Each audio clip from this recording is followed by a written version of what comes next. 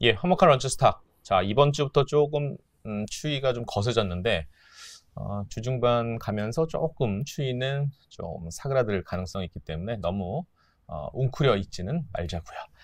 대한민국 주가 지수는 여전히 웅크려 있습니다. 미국의 나스닥, 웬만한 우리가 다 알만한 회사 기업들은 사상 최고치를 경신하는 그런 종목들도 눈에 띄는 상황인데도 불구하고 대한민국과는 이런 디커플링이 계속 이어지는 상황이어서 코스피 차트 한번 볼까요? 장대 양봉만 보이시죠? 최근에 요 흐름은 우리가 다 알다시피 저번 주 월요일 날 깜짝 놀랐던 공매도 일시적 규제 요 이슈로 인해서 다 근데 상승폭을 다 반납했습니다. 이런 상당히 좀 맥이 풀리는 그런 상황이고, 코스닥도 마찬가지입니다. 코스닥도 볼까요? 얘는 더 내려왔네요. 자, 화면 바꿔주십시오. 좀 마음이 좀 무겁지만, 자, 이제 11월, 12월, 우리가 흔히들 얘기하는 산타 랠리가 과연 한국 시장에 돌아올까요?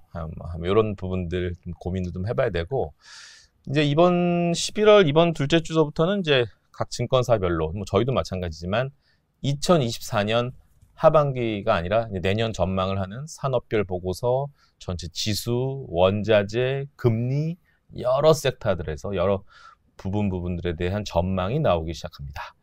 화목한 런치 스탁도 12월에는 이런 전망, 내년 전망에 대해서 구성되는 컨텐츠를 또 여러분들에게 보여드릴 계획이기 때문에 참고하시기 바라겠고요. 11월은 당분간 종목별 중심으로 지금 봐야 되고 또 내년 주목해야 될 그런 종목들에 대해서 계속 노크를 하도록 하겠습니다. 오늘은 우리 또 NH투자증권의 투자정보부에 얼굴은 그렇진 않지만 여전히 나이대로 봤을 때 상당히 파릇파릇한 두 분이 오셨습니다. 죄송합니다. 네, 파릇파릇합니다. 안녕하세요. 인사 좀 나누세요. 네. 자, 오늘은 역시 좀 자료가 또 준비됐지 않습니까? 또 이렇게 자료 보이시죠? 자, 주목해 볼 만한 런치 스탁인데 큰 제목만 요거 좀 브리핑을 좀 동훈 씨께서 한번 좀 해주시죠. 오늘 어떤 거를 오늘 이 시간에 나눌 건지. 네, 일단은 숫자가 현재 좋아지고 있는 SK 하이닉스에 대해서 전반적으로 좀 업데이트를 좀 진행을 드릴 예정이고요. 예. 그 다음에 이번에 저희가 종목 체크라고 새로 들고 온 또 종목이 있습니다. 네이버라는 종목을 요즘에 좀 이제 왜 떨어지고 있는지에 대해서 한번 좀 검토를 하고 이 종목 같은 경우에는 어떤 좀 자료들을 데이터를 봐야 되는지를 언급을 드릴 예정입니다. 예. 지난 시간에 동훈 씨가 오셔서 방산 관련된 내용들을 좀 언급을 해주셨는데 실적 시즌이 겹치다 보니까 약간 좀 변동성이 좀 큰 종목들도 좀 있었고 아직까지는 그래도 주가가 조금씩 좀 다시 신고가를 52주 신고가를 가는 종목도 있고, 예를 들어 하나 에어로스페이스, LIG 넥스원 이런 종목들은 좋은데 주말에 좀 이런 뉴스가 있었어요. 항공청 관련된 우주항공청 이런 얘기들도 있는데 좀 업데이트되는 산업별 기상도가 좀 아직 맑음인지. 일단은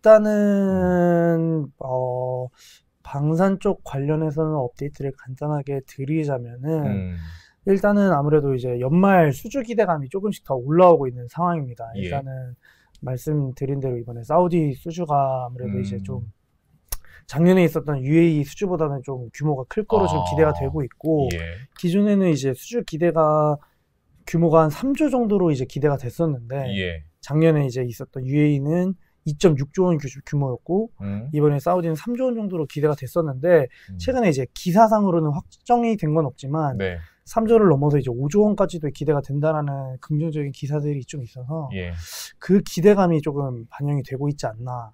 라는 생각이 듭니다. 예. 종목을 몇 가지만 좀 확인을 해보면, LIG 넥스원은 이제 다음과 같은 그런 계속적으로 저점을 높여가는 그런 움직임이 긍정적인 상황으로 좀 판단이 되고 있고요. 하나 에어로스페이스도 요런 예전에 고점을 향해 영차 달려가고 있는데 조금 변동성이 있는 거는 있어요. 그러니까 예를 들어서 한국 항공우주 같은 경우는 이게 왜 이렇게 변동성이 컸는지는 잠깐만요. 한번 쳐주시겠습니까? 한국 항공우주. 네. 여전히 아직까지도 이제 바닥에서 좀 허부적 되고 있는데 뭐 실적 노이즈가 좀 있었던 부분도 있고 요거는 좀 지켜보셔야 되고 최근에 다시 움직임이 달라지는 게 이제 하나오션 유상증자 때문에 상당히 곤혹을 치렀던 한화 시스템인가요? 그렇죠? 네, 하나 시스템. 맞습니다. 하나 시스템이 야금야금 좀 올라오고 있는 모습들이어서 전체적인 방산 섹터는 그래도 괜찮다. 시장 대비 좀 비트하고 있는 모습들이어서 계속 모니터링을 해야 할 필요가 있습니다. 자, 제 왼쪽에는 여러분 오른쪽에는 저번에 한번 이 종목을 한번 얘기를 해주셨죠. SK 하이닉스에 대해서 참 침을 튀기면서까지 얘기를 강하게 많이 스트롱 바이를 말씀해 주셨는데 계속 움직임 좋습니다. 네, 그렇죠. 지금 차트의 모습도 신고가입니다. 언제 그쵸? 저기까지 갔대요. 네, 신고가고 삼성전자도 어떤 형태로든 뭐 쭉쭉 뭐 가고 있어서 7만 전자는 돌파했습니다. 7만 800원이 약간 턱걸이 하고 있는 그런 과정인데 지금 이제 자료 준비되셨죠? 네.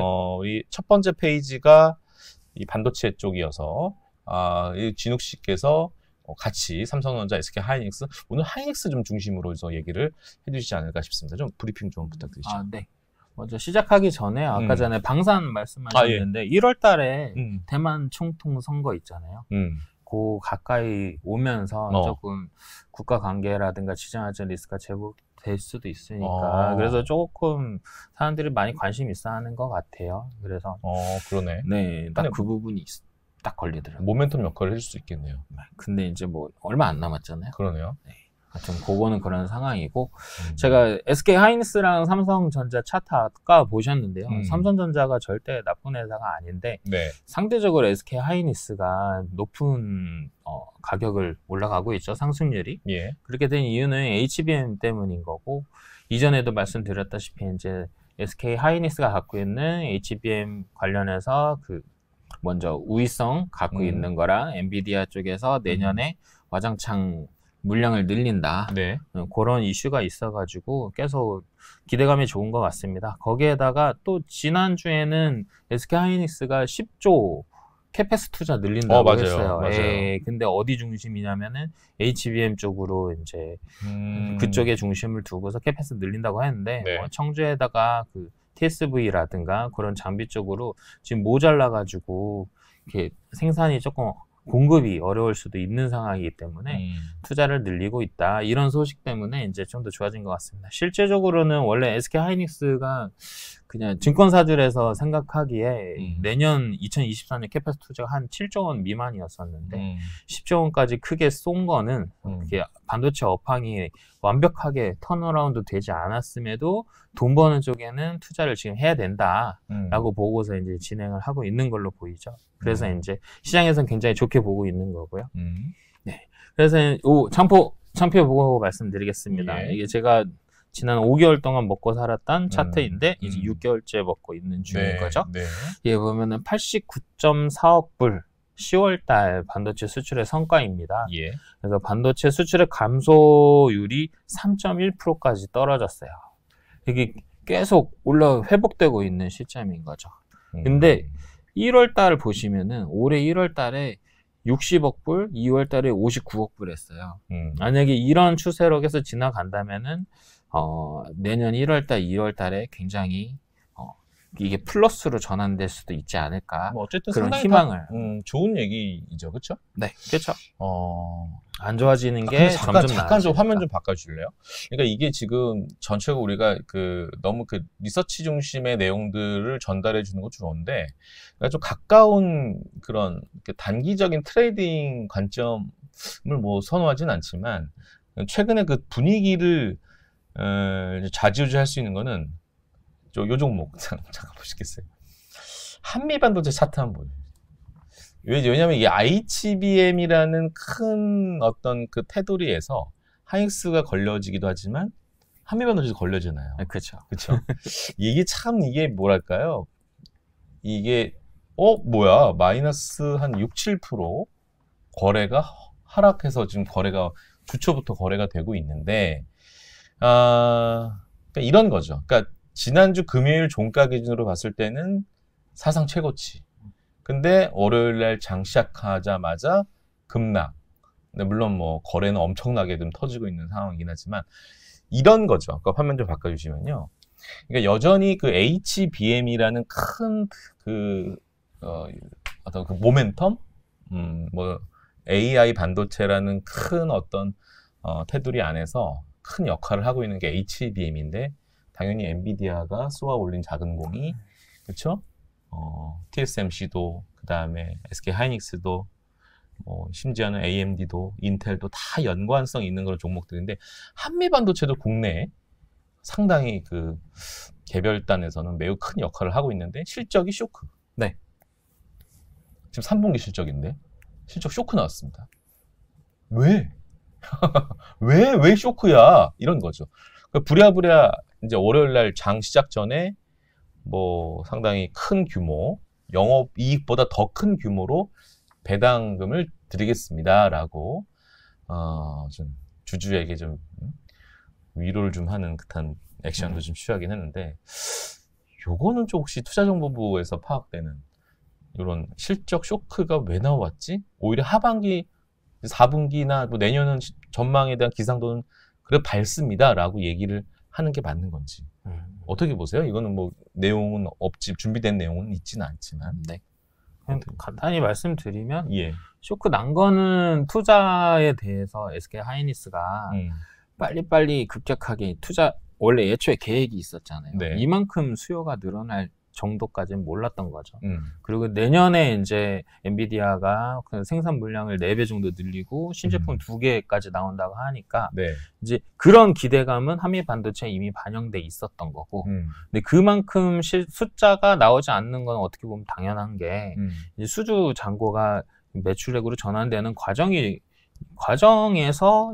중요한 거지 지금 매출에 찍힌 거는 과거의 수주가 이미 매출된 것만 찍혔기 때문에 뭐 SK 하이닉스가 10조 이제 투자 계획도 이야기를 했고 그러면은 HBM 관련해서 장비를 제공하고 있는 한미 반도체한테는 성장성은 그대로 유지되고 있다라고 보여는 집니다. 네, 알겠습니다. 뭐 시장에 뭐 어떤 기상도를 좀 결정짓는 종목들이 SK 하이닉스와 한미 반도체와 약간 다른 성격이긴 하지만 2차 전지와의 벌스, 대결구도 아니겠습니까? 2차 전지가 빠지면 HBM 관련된 종목들은 오르고 뭐 그런 상반된 구조였는데 어쨌든 주초부터 한미 반도체 워낙 거래량이 지금 터졌기 때문에 잠깐 얘기를 다 나눠봤습니다. 바로 진행해 주세요. 예. 왜 안 물어보시나 했었어요. 네.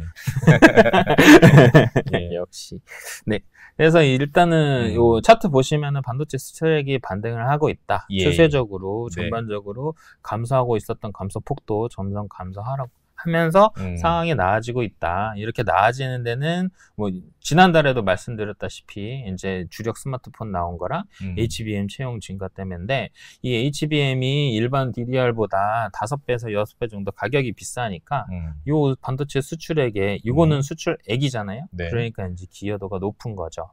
좀 적은 양을 팔아도 5배, 6배니까. 네. 그렇게 해서 이렇게 반등을 하고 있는데 HBM 관련해서 얘기를 드리면은 여기 보면은 엔비디아가 HBM 생산량을 4배 증대시키고 이거 4배 정도 증대시킨다고 했어요. 24년도에 많으면 200만 대라고 얘기를 했는데 그거 외에도 지난주에 또 소식이 하나 나왔죠. 엔비디아가 중국 수출을 위해서 약간 샤브작 바꿔가지고 3가지 종류, 3종의 신형 AI 반도체를 내놓는다, 모델을.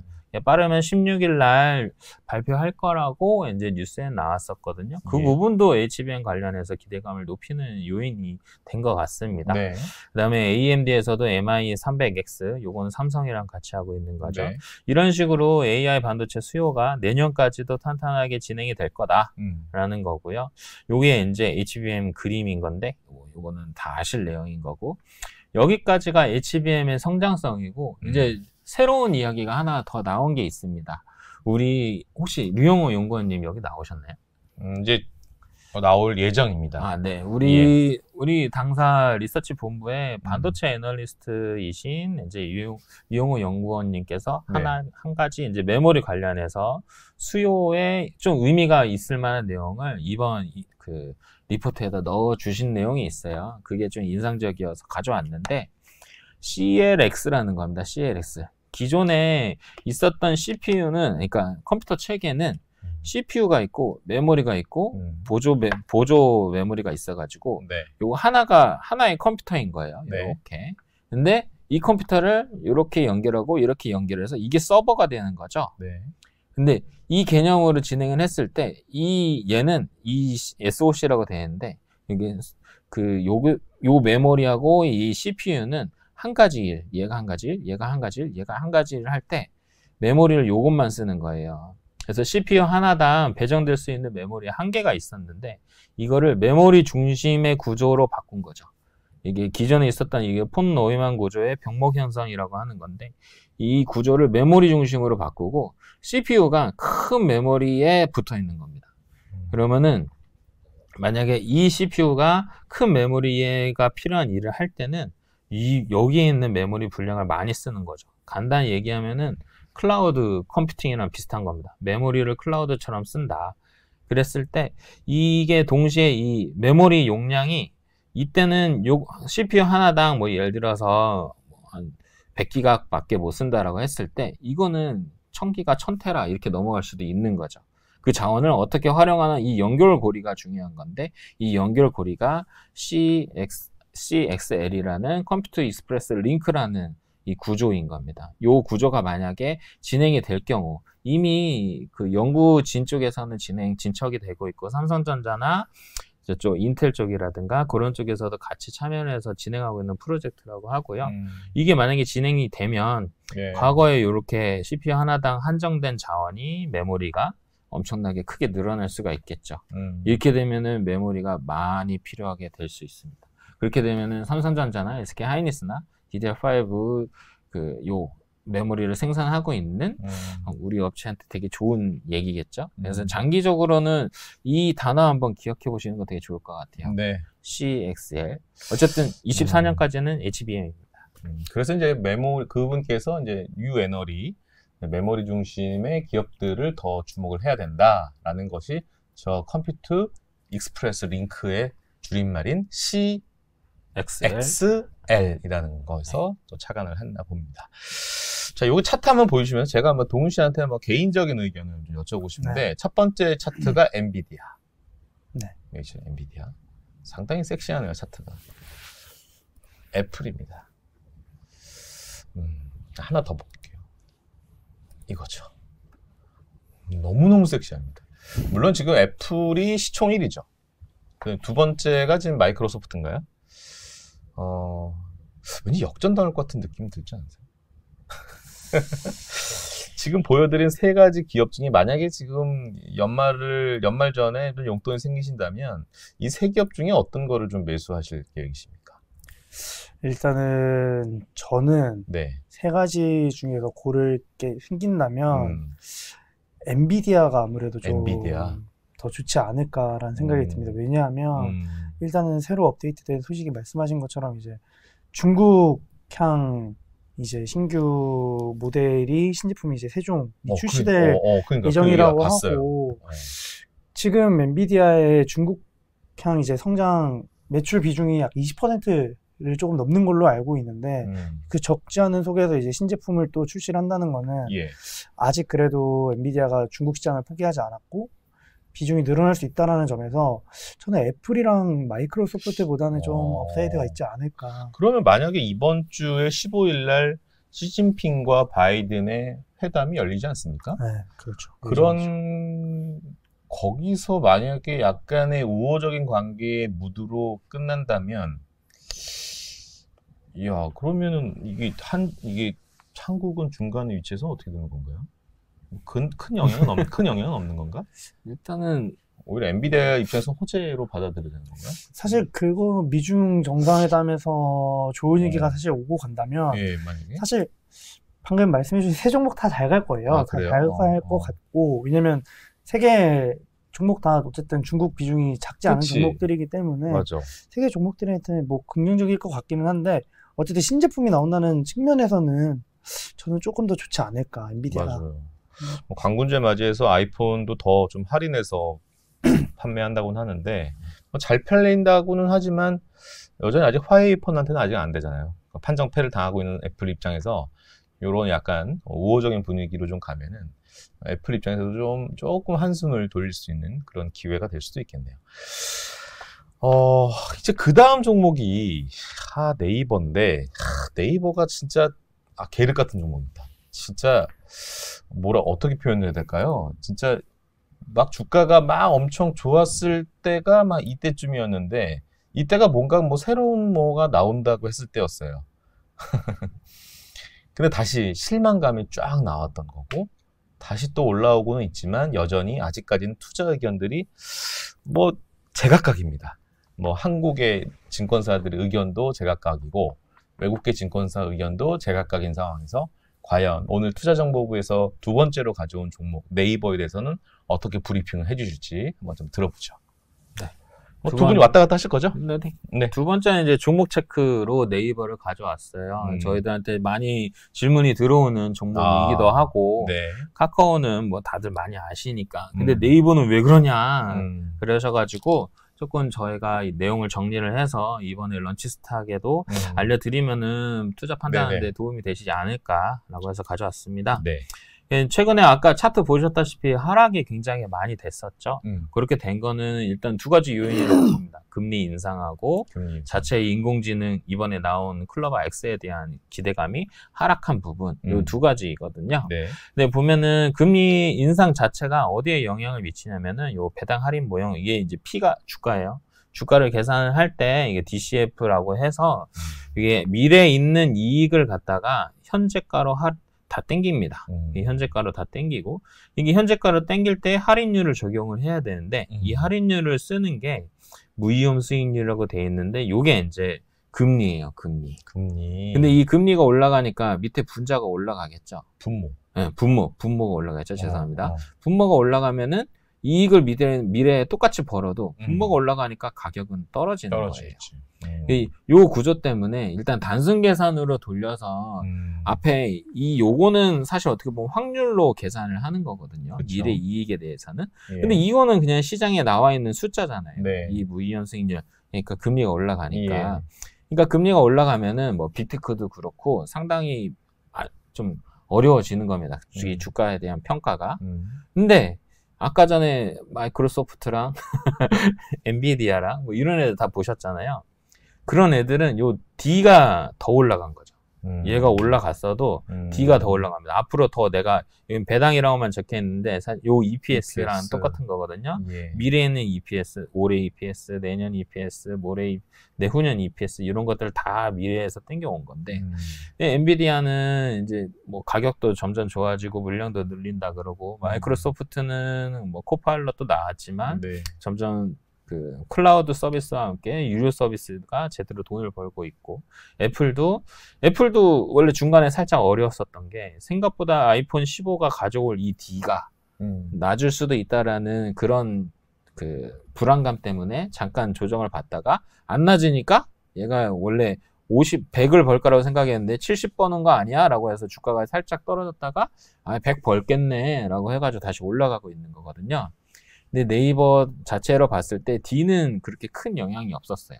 네이버가 돈을 제일 많이 버는 게 사실 광고하고 두 번째가 쇼핑인데, D는 사실 안정적인 D는 크게 문제가 없었습니다. 하지만 안정적인 D 말고 미래의 D가 이제 조금 영향을 받았었던 거죠. 그게 AI였던 겁니다. 인공지능 기대가.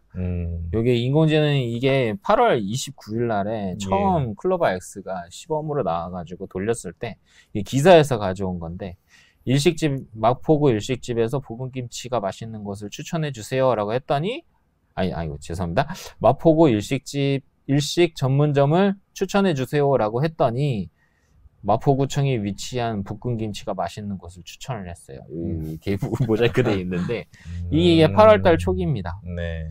그래서 요거를 돌리면서 사람들이 굉장히 이때 실망을 했었죠. 그러면 여기 있는 D가 어떻게 변했냐, 그때. 안정적인 D, 서치 플랫폼에서 얻는 광고 수익하고 쇼핑에서 얻는 그 수수료하고 요건 안정적으로 계속 괜찮은데, 미래에 이걸 통해서 이 서치 플랫폼이랑 네이버 쇼핑이 곱하기가 레버리지가 일어날 수 있는 구조였거든요. 근데 얘가 레버리지 일으키기엔 조금 애매한데? 그렇죠. 라고 이제 생각을 하게 된 거죠. 그러면서 이제 D가 그냥 떨어진 겁니다. 그래서 가격이 이제 약해졌었던 거죠. 8월 예. 이후부터 예. 지금까지. 금리는 계속 올랐고 AI에 대해서는 계속 커버하고 있지만 그 레퍼런스가 좀 나아진 거는 아직은 없었고 예. 그런 상황에 의해서 이제 네이버가 하락을 했고요. 그 다음에 봤을 때 최근에 상황을 이제 저희 김동건 주임이 업데이트를 했었는데 한번 네. 말씀 주시죠. 일단은 지금 자료를 보시면은 네. 클로버 X의 이제 왼쪽을 보시면 질문을 했었습니다. 방금 이제 어제자로 이제 해봤는데 네. 마포구 일식집 소개해줘라고 했을 때 바로 저렇게 5가지 음식점들이 짜르륵 나오더라고요. 근데 그리고 그 기업 음식점들이 실제로도 지금 영업을 하고 있고 네이버 지도 기준으로 봤을 때도 평점이 되게 괜찮은 네. 곳들이더라고요. 네. 그래서 되게 국내에서 검색을 했을 때 아직 그 검색 엔진이 아직 되게 좋구나. 네. 네. 아직 그래도 이거 실제로 정말 일상생활에서도 쓸만하겠구나라는 생각이 들었는데 네. 반면에 이제 챗GPT 같은 경우에는 그대로 이제 질문을 동일하게 했거든요. 마포구 일식집 소개해줘라고 했더니 이렇게 딱 3줄로만 나오더라고요. 음식점도 이제 2개만 나왔고 네. 다른 질문을 했을 때는 뭐 1개만 나왔을 때도 있었고 그래서 제가 이 일식집들을 검색을 해봤어요. 일단은 검색을 해보니까 기쿠스시라는 데는 2018년도에 이제 블로그 리뷰가 하나가 있었는데 그 뒤로는 이제 리뷰가 없는 곳이더라고요. 그래서 제가 보니까 예. 마포구에 있는 곳은 이제 영업을 안 했고 네. 이제 다른 곳에 있는 건데 이제 챗GPT 같은 경우에는 아무래도 이제 과거 데이터 기반으로 있다 보니까 좀 업데이트가 상대적으로 네이버에 비해서 좀 느리게 된 거 아닌가라는 생각이 들었고 여전히 아까 이제 방금 말씀하신 것처럼 이제 좀 검색 엔진이 종종 좀 부정확한 부분이 없지 않아 있었지만 여전히 챗GPT에 비해서는 국내 검색 엔진 중에서는 좀 그래도 정확도가 상대적으로 높았다라는 걸 좀 알 수 있어서 소개를 해드리고 싶었습니다. 네이버가 갖고 있는 가장 큰 강점 중에 하나가 뭐냐면 블로그가 참 발달돼 있고 그리고 또 지식인 서비스가 있지 않습니까? 그런 것이 데이터가 엄청나게 지금 축적돼 있다 보니까 당연히 뭐 오픈 AI도 있고 챗 GPT도 있지만 감히 국내에서는 네이버의 그 축적력을 따라올 수는 없을 겁니다. 뭐 그런 국내에서의 정확도는 있지만 과연 이 클로바 X가 이런 최근 업데이트 상황에서 정확도가 올라갔지만 주가 측면에서 이것이 과연 부응할 수 있을지에 대해서는 여전히 미지수고 다음 장 한번 보면 다음 장 보면은 제가 요거를 좀 질문을 하고 싶었던 겁니다. 글로벌 투자 의견을 요거를 좀 진욱 씨가 다시 한번 좀 서머리해서 좀 정리 좀 해주시면 어떨까요? 네. 최근에 이제 국내하고 해외의 증권사들이 네이버를 어떻게 보고 있나라고서 살펴봤더니 10월 달에 해외에 있는 증권사들은 대략 27만 원 정도. 근데 9월 달, 7월 달에 모건 스탠리하고 JP 모건이 비중 주스하고 중립. 그리고 얼마 전에 그 테슬라 지난주였나요? 네. 테슬라도 이제 HBC가 이 친구께서 이제 테슬라 갖다 비중 축소를 내리면서 주가 좀 빠졌었죠. 네. 어쨌든 외국에서 나름 큰 회사 2군데가 조금 더 안 좋게 보고 있다. NH가 가장 좋게 봅니까? NH가 굉장히 좋아하고 있어요. 지금 현재 주가는 19만 한 5천 원 정도 왔다 갔다 하고 있는데 그러면 네이버는 어쨌든 본업의 본질이 다시 빌드업이 돼야 되기 때문에 광고 산업 아니겠습니까? 그렇죠. 네. 광고 쪽 경기 산업과 경기를 매우 경기에 민감한 그런 업종이다 보니까 인터넷 플랫폼 업체가 아까 우리가 서두에서 얘기했던 금리의 인상 시즌이 거의 종료되는 시점, 그 다음에 광고 시장에 대한 약간 이제 봄을 좀 맞이해야 되는 그런 상황들, 그리고 방금 얘기했던 신규 모멘텀, 방금 AI 관련된 클로버 X도 실적으로 좀 가미될 수 있는, 왜 네이버가 클로버 X를 이렇게 거창하게 드러냈을까? 뭔가 야수의 심장이 있었겠죠. 속마음은. 그런 것들이 이제 표면으로 드러나서 실적으로 이렇게 따박따박 가미됐을 때. 그리고 네이버가 또 갖고 있는 자회사들 중에 약간 좀 뭐랄까요? 웹툰부터 시작해서 자질자질한 그런 모멘텀들이 꽤 그래도 강한 모멘텀들이 좀 있지 않습니까? 네, 그렇죠. 네, 그런 것들이 좀 이렇게 무럭무럭 다시 빌드업이 돼서 실적으로 좀 올라와야 되는데 실적은 괜찮죠? 네, 실적은 좋아졌습니다. 보시면은 최근에 실적이 생각보다 좋게 나와가지고 그러니까. 주가가 반등을 했었죠. 근데 뒤집어 이제 좀 자세하게 살펴보면 이게 우리가 주가를 봤을 때 실적은 단기 이벤트예요. 컨센서스보다 잘 나왔냐 못 나왔냐 가지고서 오늘 이미 반영을 된 거예요. 그날 네. 실적이 나온 날에 아우 시장이 너무 되게 안 좋게 봤는데 굉장히 잘 나왔네 이러면은 오늘 5% 올려줘야지 하고 올라가는 거거든요. 네. 근데 우리한테 중요한 거는 실적의 방향성인 겁니다. 네이버가 실적의 방향성이 어떻게 될 건가라고 봤을 때 이 네이버가 갖고 있는 사업부가 서치 플랫폼, 그 다음에 커머스, 콘텐츠, 핀테크 아까 말씀하셨던 내용들이에요. 요것들이. 근데 이 중에서 메인은 서치 플랫폼하고 커머스입니다. 서치 플랫폼이 한 37% 정도 매출액 비중을 차지하고 있고 커머스가 한 27% 정도이거든요. 근데 요 두 개의 사업의 매출액 성장률이 어떻게 되냐. 서치 플랫폼은 점점 줄고 있죠. 네, 커머스는 높은 수준을 10% 이상을 유지를 하고 있고 특히나 요 부분은 이게 이제 포시마크를 제외한 거예요. 포시마크 넣으면은 이 44.8%이고 25.4%이거든요. 근데 포시마크가 사실 아직까지는 영업이익을 내는 회사가 아니기 때문에 그 매출의 비중을 제외를 했을 때 2023년이 요게 사실 경기가 둔화된 시기라서 커머스도 마찬가지고 서치 플랫폼의 광고도 좀 줄어드는 건 확실히 맞습니다. 근데도 불구하고 매출액은 계속 늘고 있고 영업이익이 늘고 있는데 이 상황에서 이제 커머스 쪽에서 네이버 스토어에다가 과금을 본격화하기 시작을 했어요. 그래서 10월 달에 네이버 쇼핑의 도착 보장에다가 1.5%, 그 다음에 브랜드 스토어라고 이쪽 네이버 쇼핑에서 브랜드 각각 매장을 열어둔 게 있어요. 그쪽에서 매출이 일어나면 2.4%가 올라가는데 과금을 하기 시작을 했어요. 10월 달부터 이미 하기 시작을 했고 근데 네이버의 비즈니스 모델을 봤을 때 아까 전에 왜 AI가 중요하다고 했냐. AI는 여기에 커머스에 들어온 사람들한테 정확한 솔루션을 제시하는 게 되게 중요하거든요. 아까 전에 마포구 일식집을 찾았는데 뭐 없는 집을 알려준다. 알려주는 게 솔루션이잖아요. 없는 집을 알려주면은 다음 단계인 결제로 안 넘어가는 거예요.